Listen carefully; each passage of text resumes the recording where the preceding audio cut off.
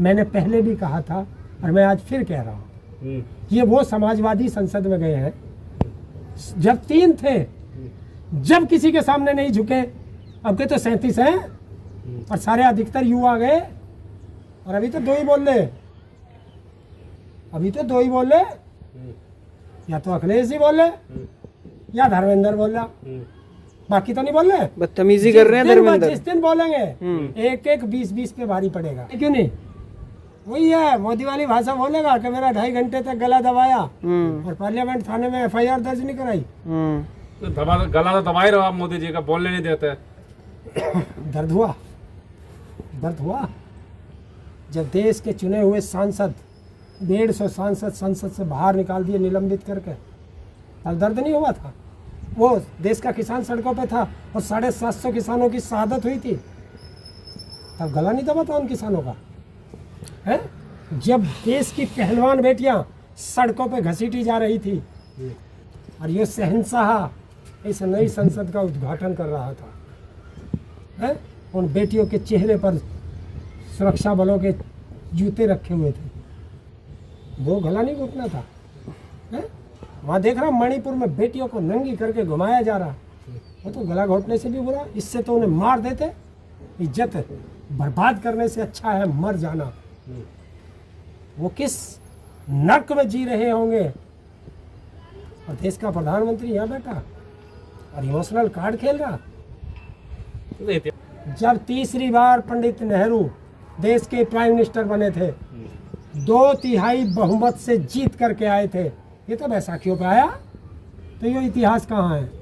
ये तो हारा है, जनता ने बहुमत से नीचे लाके खड़ा कर दिया, हार है। इतना बढ़िया बजट बना दिया, पूरे अब तक इतिहास में इतना बढ़िया बजट नहीं बना। बिल्कुल ऐसा बजट कभी नहीं आया जिसमें शिक्षा का भी घट गया हो, स्वास्थ्य का भी घटा दिया हो, और जी सेना का भी घटा दिया हो, रिसर्च का भी घटा दिया हो, जेल का भी घटा दिया, जेल का भी घटा दिया, बेल का भी घटा दिया, रेल का भी घटा दिया, बस एक ही बढ़ा, कारपोरेट का बढ़ा दिया। अच्छा, संजय सिंह का ये कहना है जेल का बजट बढ़ाओ, भाजपा वालों को अंदर जाना है, इस पर क्या कहेंगे? बहुत हंसी ठिठोली हो रही है।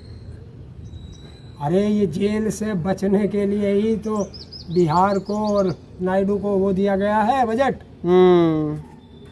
कि अगर उन्होंने बैसाखी खींच ली और सरकार गिर गई तो जब 10 साल के नरेंद्र मोदी सरकार के कुकर्म है वो चिट्ठा खुलेगा, और उस चिट्ठे के खुलते ही इनको तिहाड़ जाना पड़ेगा। तो वो इसलिए कह रहा है कि हमने तो इस तंगी में इस जेल में काट लिया, कुछ काट रहे हैं, अरे तुम्हें भी जाना है तो अपने पहुंचने से पहले कम से कम जेल तो अच्छी कर लो। बच्चों के स्कूल और हॉस्पिटल तो आप अच्छे कर नहीं पाए, कम से कम जेल तो अच्छी कर लो जहां तुम जाओगे। जब देश में चर्चा हो रही हो और उस संसद में चर्चा चल रही हो उस बजट पर, और देश का प्रधानमंत्री और देश का गृह मंत्री और देश का वित्त मंत्री तीनों गायब हो, तो क्या कहोगे? भाग गए संसद से, मुंह छुपा रहे हैं तीनों, क्योंकि सरकार के पास ना तो पैसा है, ना नीति है, ना नियत है। ये सरकार कैसे चलेगी? मुझे नहीं लगता कि ये सरकार अगले बजट के बाद चल पाए। पैसा नहीं है तो दुनिया का नंबर 1 जो है अर्थव्यवस्था कैसे बन रही है? कहाँ बन रही है? जिस देश में 80 करोड़ लोग 5 किलो अनाज पे जीते हो, जिस देश में कॉरपोरेट टैक्स दे, जितने ये उद्योगपति हैं देश के, ये टैक्स देते हैं सिर्फ 10 लाख करोड़ रुपए, और देश का कर्मचारी वर्ग टैक्स देता है 11 लाख करोड़। तो कौन ज्यादा दे रहा और पैसा किसका माफ हो रहा? 10 लाख करोड़ रुपए वो टैक्स देते हैं और 16 लाख करोड़ रुपए उनके माफ हो जाते हैं, तो वो टैक्स कहाँ दे रहे हैं?